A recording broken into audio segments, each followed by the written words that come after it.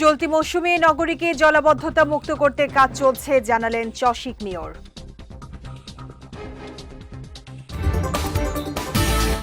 এবং ওমানে 4 প্রবাসী ভাইয়ের রহস্যজনক মৃত্যু।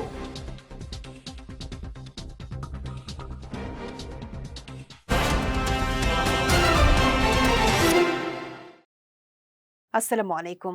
চট্টগ্রাম সংবাদে আমন্ত্রণ জানাচ্ছি আমি শেখ তাসফিয়া করিম। শুনছিলেন শিরোনাম, এবারে বিস্তারিত। চলতি মৌসুমে নগরীকে 70 থেকে 80% জলাবদ্ধতা মুক্ত করার লক্ষ্যে সেবা সংস্থাগুলো কাজ করছে বলে জানিয়েছেন চট্টগ্রাম সিটি কর্পোরেশনের মেয়র ডক্টর শাহাদাত হোসেন।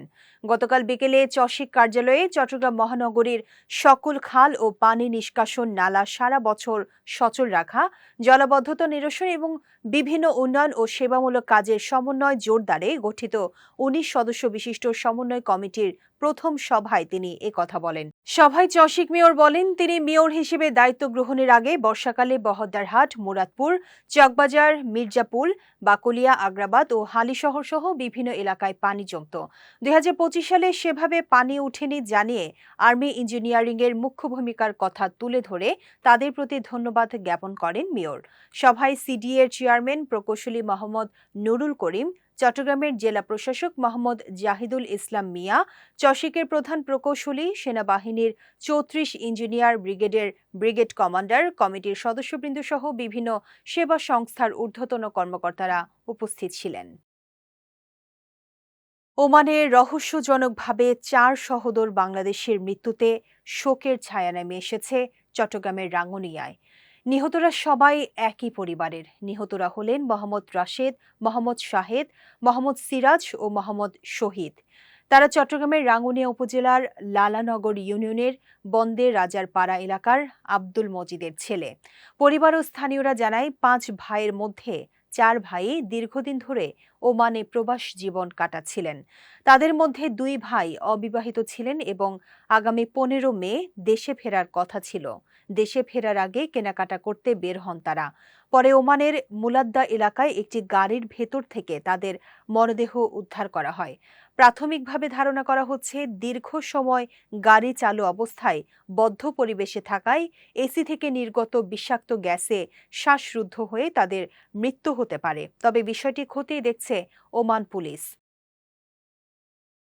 টেকনাফের শীর্ষ মানব পাচারকারী শাকের মাঝিকে গ্রেফতার করেছে পুলিশ। বৃহস্পতিবার সকালে গণমাধ্যমে পাঠানো প্রেস বিজ্ঞপ্তিতে এই তথ্য নিশ্চিত করেছেন টেকনাফ মডেল থানার ভারপ্রাপ্ত কর্মকর্তা সাইফুল ইসলাম।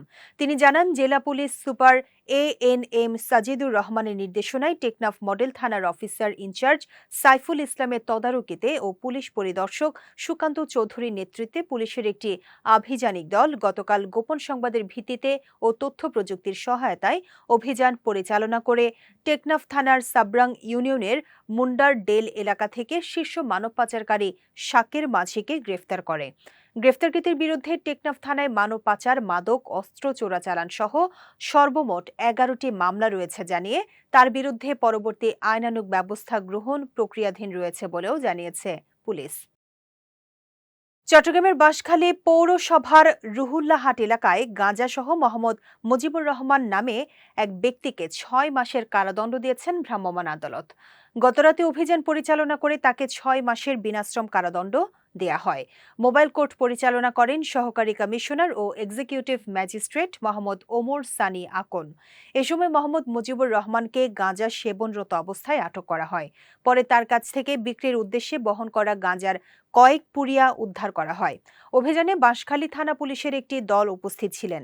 এ বিষয়ে বাঁশখালী উপজেলা সহকারী কমিশনার ওমর সানি আকন জানান, পুরো বাঁশখালীতে মাদক বিরোধী অভিযান অব্যাহত থাকবে এবং মাদক ব্যবসা ও সেবনের বিরুদ্ধে কঠোর ব্যবস্থা গ্রহণ করা হবে। কক্সবাজারের রামুর গর্জনিয়া ইউনিয়নে পুলিশের বিশেষ অভিযানে মোহাম্মদ সোহেল নামের এক যুবকের বাড়ি থেকে 1 লাখ পিস ইয়াবা উদ্ধার করেছে পুলিশ। গতকাল গর্জনিয়ার পশ্চিম বোমাংখিল গ্রামে এই বিশেষ অভিযান পরিচালনা করা হয়। পুলিশ জানায়, দায়িত্বরত পুলিশ পরিদর্শক আনিসুর রহমান ও উপপরিদর্শক মোহাম্মদ জুয়েল চৌধুরীর নেতৃত্বে গোয়েন্দা তথ্যের ভিত্তিতে পশ্চিম বোমাংখিলের সোহেলের বাড়িতে দীর্ঘ 2 ঘণ্টা তল্লাশি চালিয়ে 1 লাখ পিস ইয়াবা জব্দ করা হয়। এ ব্যাপারে যথাযথ প্রক্রিয়ায় থানায় মামলা দায়ের করা হয়েছে। পাশাপাশি জড়িতদের খুঁজে বের করে আইনের আওতায় আনা হবে বলেও জানায় পুলিশ। চট্টগ্রামে বর্ষিয়ান রাজনীতিবিদ, সাবেক মন্ত্রী ও বীর মুক্তিযোদ্ধা ইঞ্জিনিয়ার মোশাররফ হোসেনের জানাজা অনুষ্ঠিত হয়েছে। আজ নগরীর জমিয়াতুল ফালা জাতীয় মসজিদ প্রাঙ্গণে জানাজা অনুষ্ঠিত হয়। এরপর তাকে মিরসরাইয়ে নেওয়া হয়। সেখানে বাদ আসর Fazlur Rahman school and college মাঠে তৃতীয় নামাজের জানাজা শেষে পারিবারিক কবরস্থানে তাকে দাফন করা হবে। এই সময় জানাজায় অংশ নেন চট্টগ্রাম সিটি কর্পোরেশনের মেয়র ডাক্তার শাহাদাত হোসেন। পাশাপাশি কার্যক্রম নিষিদ্ধ আওয়ামী লীগের নেতাকর্মী ছাড়াও সাধারণ জনগণকে জানাজায় অংশ নিতে দেখা যায়। এ সময় তার বিদেহী আত্মার মাগফিরাত কামনা করে শোকাহত পরিবারের প্রতি গভীর সমবেদনা জানান মেয়র। উল্লেখ্য, বর্ষিয়ান এই রাজনীতিবিদ স্বাধীনতার পর থেকে 7 বার সংসদ সদস্য ছিলেন।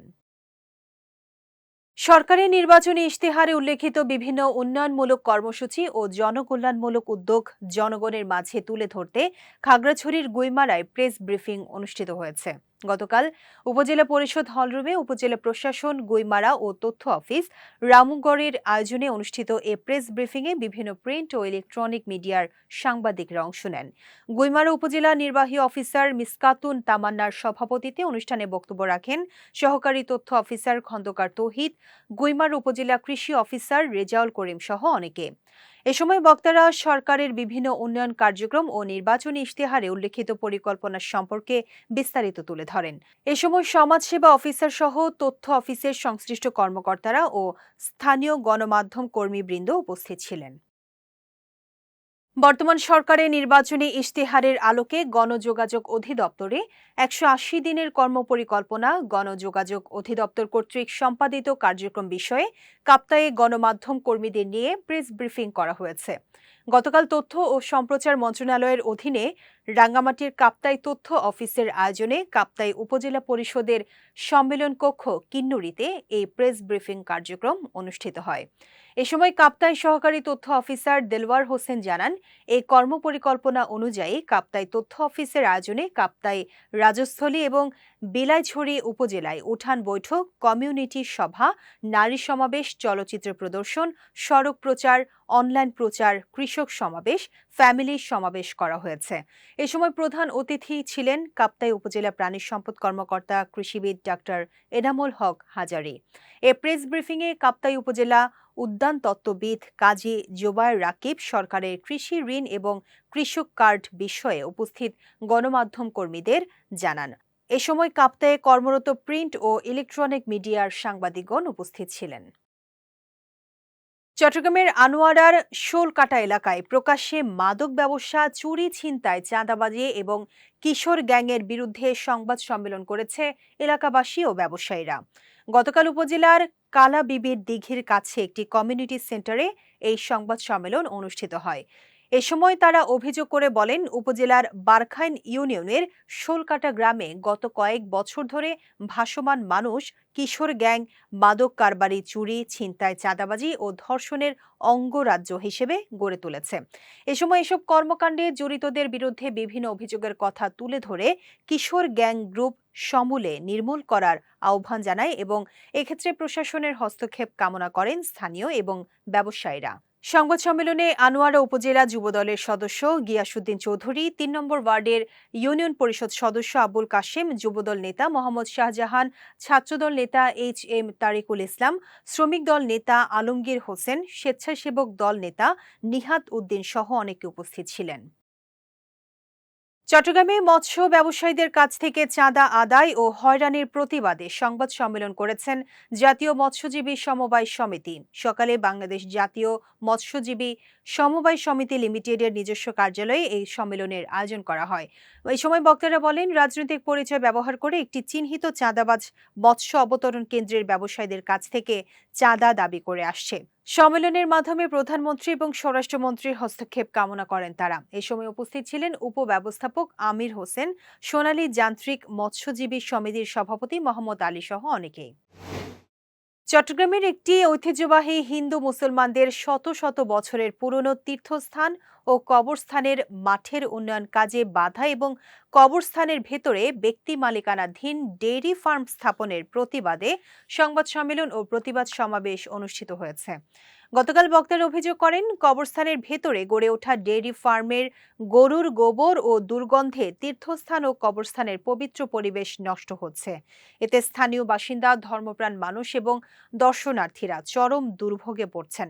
এ সময় তারা দ্রুত ডেইরি ফার্ম অপসারণ, পরিবেশ দূষণ বন্ধ এবং তীর্থস্থান ও কবরস্থানের পরিবেশ রক্ষায় প্রশাসনের জরুরি হস্তক্ষেপ কামনা করেন এবং একই সঙ্গে উন্নয়ন কাজ নির্বিঘ্নে বাস্তবায়নের দাবিও জানান এলাকাবাসী। এ সময় উপস্থিত ছিলেন বিশিষ্ট সমাজসেবক ও শিক্ষানুরাগী মোহাম্মদ আলী শিকদার, ইলিয়াস তালুকদার, এম ফোরকান শিকদার, আব্দুর রশিদ, কাশিম তালুকদার, ইউনুস তালুকদার, রুবেল তালুকদার, নিজামুদ্দিন, মোহাম্মদ আকিব পাঠান, আব্দুর শুক্কুর তালুকদার, নুরুল ইসলাম, আরিফ আজিজ, আলী আজগর তালুকদার, মোহাম্মদ মিনহাজ, মোহাম্মদ মনুমিয়া, মোহাম্মদ হায়দার, ইসহাক তালুকদার, সমীর দে, জুয়েল দে, জিকু দাস ও স্বপন দে। চট্টগ্রামের হাটহাজারীতে দ্রুতই ফ্যামিলি কার্ড কার্যক্রম শুরু হবে বলে জানিয়েছেন জেলা প্রশাসক মোহাম্মদ জাহিদুল ইসলাম মিয়া। একই সঙ্গে অল্প সময়ের মধ্যেই চট্টগ্রামে কৃষক কার্ড কার্যক্রমও চালু হবে। গতকাল নগরের সার্কিট হাউসে জেলা তথ্য অফিস আয়োজিত এক সংবাদ সম্মেলনে তিনি এই তথ্য জানান। ডিসি বলেন, কৃষির উন্নয়নে চট্টগ্রামের ৫৪টি খালে ১২৮ কিলোমিটার খনন কার্যক্রম হাতে নেওয়া হয়েছে। এছাড়া আগামী ৫ বছরে সারা দেশে ২৫ কোটি গাছের চারা রোপণের কর্মসূচি বাস্তবায়ন করা হবে। সরকারের উন্নয়ন কার্যক্রম জনগণের কাছে পৌঁছে দিতে গণমাধ্যমের সহযোগিতাও কামনা করেন তিনি। এ সময় উপস্থিত ছিলেন চট্টগ্রাম অতিরিক্ত জেলা ম্যাজিস্ট্রেট সৈয়দ মাহবুবুল হক, অতিরিক্ত জেলা প্রশাসক মোহাম্মদ শরীফুদ্দিন, মোহাম্মদ কামরুজ্জামান সহ অনেকেই। চট্টগ্রামের বায়েজিদ থানার রৌফাবাদে সন্ত্রাসীদের গুলিতে আহত রেশমি আক্তার মারা গেছে। সকালে চট্টগ্রাম মেডিকেলে চিকিৎসাধীন অবস্থায় তার মৃত্যু হয়। হাসপাতালের পরিচালক ব্রিগেডিয়ার জেনারেল তসলিম উদ্দিন জানান, শিশুটি গত শুক্রবার থেকে আইসিইউতে ভর্তি ছিল। জানা যায়, গত বৃহস্পতিবার রাতে নগরের বায়েজিদ বোস্তামি থানার রৌফাবাদ শহীদ মিনার গলিতে দুর্বৃত্তদের ছোড়া গুলিতে রাজু নামের এক যুবক নিহত এবং রেশমি আহত হয়। এই ঘটনায় এখন পর্যন্ত ৬ জনকে গ্রেফতার করেছে পুলিশ। চট্টগ্রাম সংবাদ শেষ করার আগে শিরোনামগুলো দেখে নিচ্ছি আরও একবার।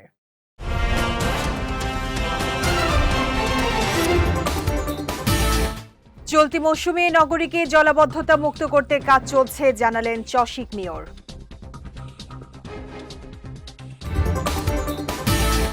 এবং ওমানে ৪ প্রবাসী ভাইয়ের রহস্যজনক মৃত্যু।